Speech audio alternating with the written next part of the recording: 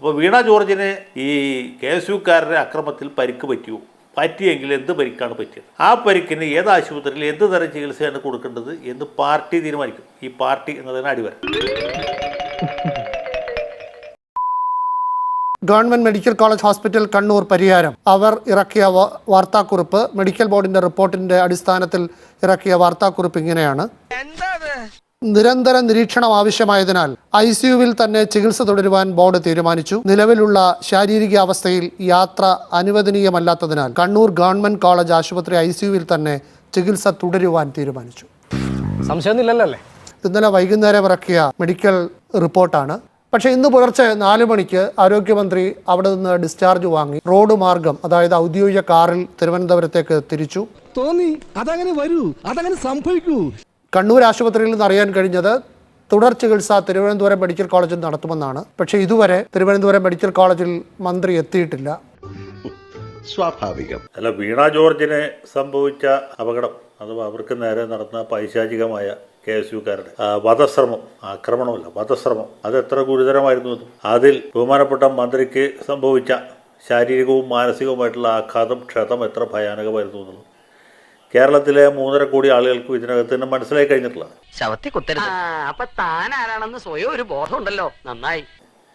മാത്രമല്ല, പരിയാരം മെഡിക്കൽ കോളേജിൽ അവരെ അഡ്മിറ്റ് ചെയ്തപ്പോൾ മുതൽക്ക് ഇതുപോലെയുള്ള മെഡിക്കൽ ബുള്ളറ്റിനുകൾ പുറത്തു വന്നിട്ടുള്ളതാണ്.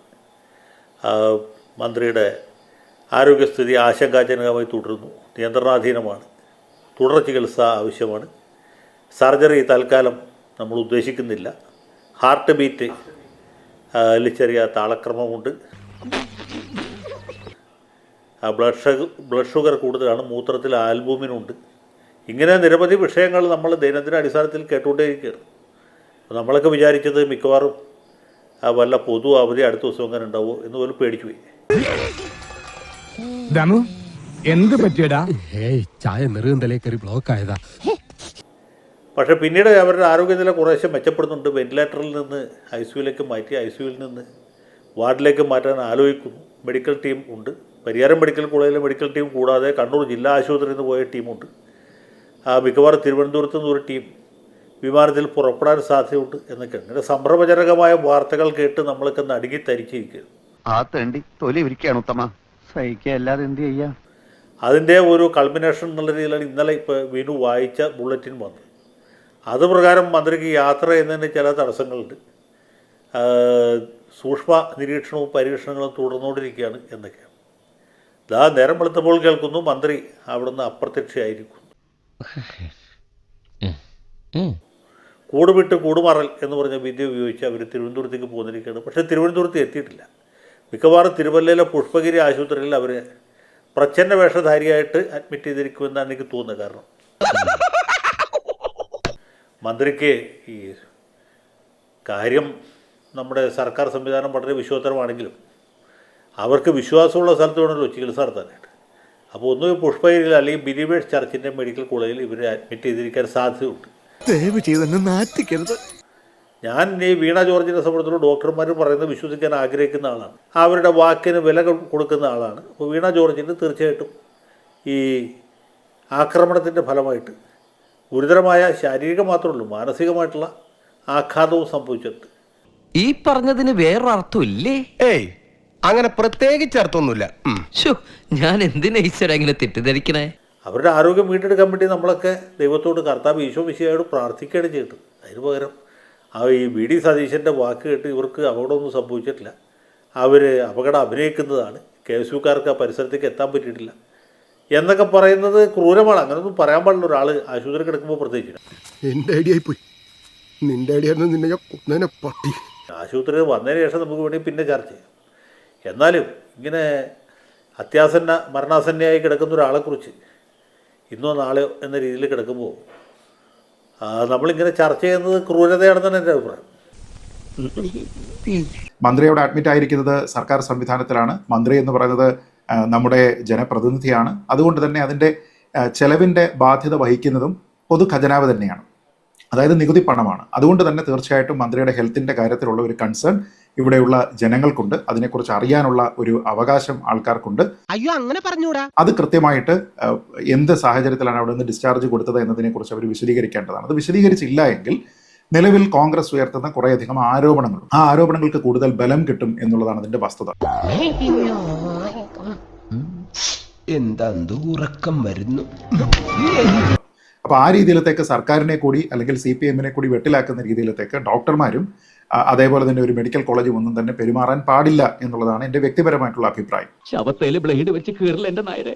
സഖാവ് ഗോവിന്ദൻ മാഷും സഖാവ് MA ബേബിയും സഖാവ് പിണറായി വിജയനും കൂടി ആലോചിച്ച് ഒരു ചികിത്സ പറഞ്ഞാൽ ആ ചികിത്സയാണ് പരിയാരം മെഡിക്കൽ കോളേജിലല്ല ലോകത്തിൻ്റെ ഏത് ഭാഗത്താണെങ്കിലും സഖാവ് വീണ ജോർജിന് കിട്ടേണ്ടത്. അത് മാത്രമേ കിട്ടുകയുള്ളൂ.